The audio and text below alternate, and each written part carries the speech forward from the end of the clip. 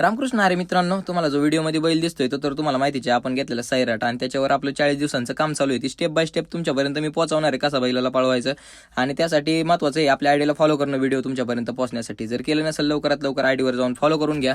विषय असा होता मित्रांनो, काल आपण बैलाला पूर्णपणे आराम दिलेला होता आणि आज आपल्याला दिवस 5वा होता बैलाचा. आपल्याला बैलाला जरा दम वाढवायचा आहे, त्यामुळे काय विषय, छातीचं इन्फेक्शन वगैरे सगळं आपल्याला ते गायब करायचं आहे. बैलाला आपण दोरी दिलेली आहे तुम्हाला तर माहितीच आहे, पण आता अवताला पण हाणला पाहिजे ना. दिवस आपला 5वा आहे, मग आज अर्धा तास अवताला हाणायचा होता. पण अर्धा तास कसा हाणायचा होता मित्रांनो, एक 5 ते 6 मिनिटं चालवायचा बैल उभा करायचा, परत 5 ते 6 मिनिटं चालवायचा, परत 5 मिनिटं उभा करायचा. ह्याने काय होतं मित्रांनो, असं केल्याने मित्रांनो बैलाचा दम वाढत असतो. आणि कसं आहे, एकदम जर आपण कंटिन्यू चालवतो बैलाला डायरेक्ट पाय भरून येते, सगळं उर भरून येतं. तसं का नाही करायचं मित्रांनो, मध्ये बैलाला थांबवायचं 100%.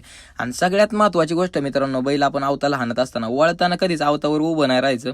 वळताना अवताला उतरवायचं म्हणजे उतरायचं शर्यतीच्या बैलाला. अवताच्या बैलांना कसं करा तुम्ही, काय विषय नाही, पण शर्यतीच्या बैलांना कसं होतं, चिमटा बसतो, कधी चमक भरते, आपल्याला शर्यतीला पळवायचे.